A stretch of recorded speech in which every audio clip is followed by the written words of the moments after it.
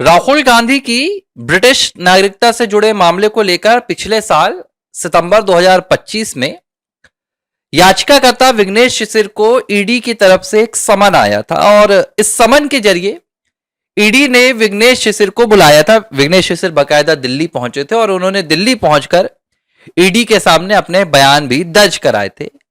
जब विघ्नेश शिशिर को ईडी ने बुलाया तो सवाल यह खड़ा हुआ कि ब्रिटिश नागरिकता का मामला है तो इसमें ईडी का क्या इन्वॉल्वमेंट है, और ईडी ने स्वतः संज्ञान लेकर विघ्नेश शिशिर को बुलाया था। तब पता चला कि ईडी के दफ्तर में पहुंचकर विघ्नेश शिशिर ने वो बयान दिए हैं जो उन्होंने राहुल गांधी की आय से अधिक संपत्ति को लेकर दावे किए थे। क्योंकि यह सिर्फ ब्रिटिश नागरिकता का मामला नहीं है, सिर्फ ब्रिटिश नागरिक होने के राहुल गांधी के खिलाफ आरोप नहीं है, बल्कि विघ्नेश शिशिर का एक बहुत बड़ा दावा है, एक ऐसा दावा जो भारत के राजनीतिक इतिहास में धमाका मचा रहा है। और इस दावे में विघ्नेश का कहना है कि ब्रिटिश नागरिकता तो महज 1% मामला है, लेकिन जो आय से अधिक संपत्ति का मामला है वो सुनकर किसी के भी कान खड़े हो जाएंगे, रोंगटे खड़े हो जाएंगे। और आज विघ्नेश शिशिर ने आखिरकार एक मामला भी दर्ज करा दिया है, यानी कि शिकायत दर्ज करा दी है आय से अधिक संपत्ति के मामले में। और इसे लेकर उन्होंने जानकारी दी है। उन्होंने बताया कि आजादी के 78 सालों में पहली बार प्रधानमंत्री नरेंद्र मोदी की अपराध के खिलाफ और भ्रष्टाचार के खिलाफ जो जीरो टॉलरेंस की नीति है उसके तहत उन्होंने ये शिकायत दर्ज कराई है, जिसमें उन्होंने रायबरेली से जो कांग्रेस पार्टी के सांसद है राहुल गांधी, उनके खिलाफ आय से अधिक संपत्ति होने की शिकायत दर्ज कराई है। और ईडी में दी है उन्होंने रेगुलर केस की शिकायत दर्ज कराई है, सीबीआई को दी है, सीबीआई को, माफ कीजिएगा, ईडी को नहीं, ईडी ने तो उस वक्त बयान लिया था। ये वाली जो शिकायत उन्होंने दर्ज कराई है सीबीआई को दी है। देखिए क्या लिखा है उन्होंने, I have filed a case seeking detailed investigation and registration of regular case RC by Central Bureau of Investigation into this case. ठीक है, assets to known sources of income against Rahul Gandhi. ठीक है, और इन्होंने मांग की है कि भाई प्रिवेंशन ऑफ करेक्शन एक्ट जो 1988 है और 2018 है उसके तहत कार्रवाई की जाए। अब कहानी ये नहीं है जो उन्होंने ट्वीट किया है, कहानी मैं आपको बता रहा हूं। एक रिपोर्ट है उनके पास, हालांकि अभी उन्होंने ये रिपोर्ट सार्वजनिक नहीं की है विघ्नेश शिशिर ने, लेकिन इस रिपोर्ट में पता चला है कि विघ्नेश शिशिर ने जो राहुल गांधी की आय से अधिक संपत्ति का ब्यौरा दिया है वो कोई करोड़ों में नहीं है, वो कोई 100 करोड़ 200 करोड़ या 500 करोड़ में नहीं है, बल्कि ये मिलियन में भी नहीं है, बिलियन में भी नहीं है, ट्रिलियंस में है। मैं आंकड़ा भी आपको नहीं बता सकता क्योंकि मामला अभी विचाराधीन है, जांच का मामला है। लेकिन विघ्नेश शिशिर ने जो आय से अधिक संपत्ति का यहां पर पूरा मामला लेकर सीबीआई तक पहुंचे, ईडी तक पहुंचे हैं, उसमें उन्होंने राहुल गांधी के पास ट्रिलियंस में संपत्ति की बात की है, यानी कि लाखों करोड़ रुपए की। और अगर इसी में मैं आपको बताऊं कि और क्या क्या खुलासे होने वाले हैं, तो देखिए उन्होंने कुछ ही दिन पहले एक और ट्वीट किया था। हालांकि मैंने कहा था कि ये किसके बारे में बात चल रही है, ये राहुल के बारे में बात चल रही है, उन्होंने नाम नहीं लिखा, लेकिन उन्होंने कई देशों की बात की थी। उन्होंने ये भी कहा था कि भाई स्विट्जरलैंड में भी निवेश है, वियतनाम, थाईलैंड, सिंगापुर, इन जगहों पर 5 स्टार 7 स्टार होटल्स हैं। किसके नाम पर? इन्हीं के नाम पर। कैसे हैं ये किसी को नहीं पता। भारत में ये अपने आप को मजदूरों के साथ उठना बैठना वाला बताते हैं।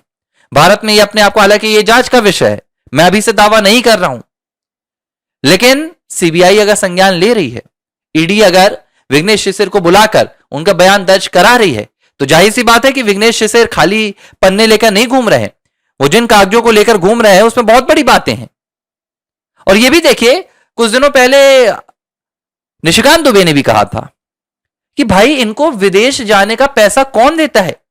आप सोचिए कि एक अच्छा व्यापारी भी है भारत में, अगर वो 20-20 30-30 दिन कोलंबिया रहेगा, जर्मनी रहेगा, तो इतना पैसा कहां से आ रहा है? कांग्रेस पार्टी के अकाउंट से जा रहा है क्या? नहीं, वहां से तो नहीं जाता है। 247 बार विदेशी यात्रा, जाहिर सी बात है इसके पीछे हजारों करोड़ रुपए लगते हैं। फंडिंग होती है। तो ये फंडिंग कहां से आती है? राहुल गांधी की आय का सोर्स तो बहुत कुछ है नहीं। 2005 तक वो एक कंपनी में थे, वो छोड़ चुके, तब से सांसद हैं। अब एक देश का एक सांसद कितनी तनख्वाह मिलती है? लाख 1.5 लाख रुपए। सब हत्ता मिला लो तो 2-2.5 लाख रुपए। 2-2.5 लाख रुपए में राहुल अपना भारत में घर भी चला रहे हैं, खाना भी खा लेते हैं। हालांकि कपड़े नहीं पहनते, वो तो एक ही टी शर्ट में गुजार देते हैं। वो अलग बात है कि वही एक टी शर्ट उनकी 50,000 60,000 की होती है, जैकेट उनकी 2-3 लाख की होती है। उस पर मैं नहीं जाऊंगा। लेकिन जब वो कुछ करते नहीं है तो फिर इतना पैसा कहां से आता है? कभी किसी ने भारत में इस पर सवाल नहीं उठाया। और सवाल क्यों नहीं उठते हैं ये बात समझिए, क्योंकि सिर्फ राहुल की कहानी नहीं है।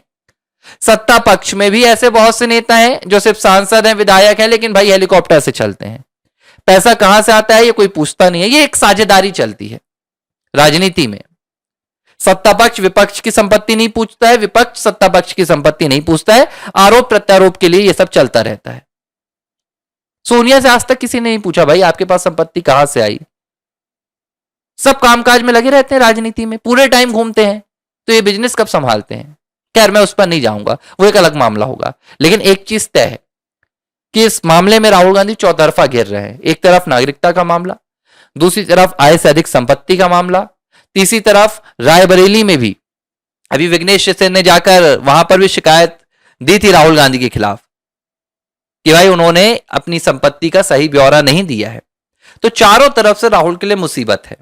और एक जानकारी यह भी आ रही है कि जून से नवंबर के बीच में इन सभी मामलों में राहुल गांधी बहुत बुरी तरीके से फंसने वाले हैं। और यह कोई प्रेडिक्शन नहीं है, बल्कि यह इन मामलों पर होने वाली कार्रवाई का मैं एक आपको ब्यौरा अभी से बता रहा हूं, जो मुझे सीक्रेट रिपोर्ट मिली है। उस रिपोर्ट में कहा जा रहा है कि जून से लेकर नवंबर के बीच में इन सभी मामलों में राहुल गांधी बहुत बुरी तरीके से घिर जाएंगे। तो यह है रायबरेली सांसद की कहानी। अब इन भ्रष्टाचार के आरोपों पर राहुल का क्या जवाब है, मुझे इंतजार रहेगा। कांग्रेस पार्टी का क्या जवाब है, सुप्रिया सिनेत क्या कहेंगी, बहन प्रियंका वाड्रा क्या कहेंगी, या मां सोनिया क्या कहेंगी। अब जीजा से तो मैं पूछ नहीं सकता, जीजा तो खुद अपनी आय से अधिक संपत्ति के मामले में, स्कैम के मामले में अदालतों में जूझ रहे हैं। गुरुग्राम में जो संपत्ति के मामले हैं, तो उनसे तो मैं नहीं पूछूंगा। लेकिन आने वाले दिनों में जब यह मामला देश के सामने आएगा तो आप खुद जानकर हैरान हो जाएंगे। एबीसी हिंदी न्यूज पर आप खबरें देख रहे हैं, लेकिन बहुत ज्यादा शेयर नहीं कर रहे हैं, लाइक्स नहीं आ रहे हैं, कमेंट्स नहीं आ रहे हैं, तो हमारी जो आवाज है वो लोगों तक नहीं पहुंच पा रही है। क्यों नहीं कर रहे हैं?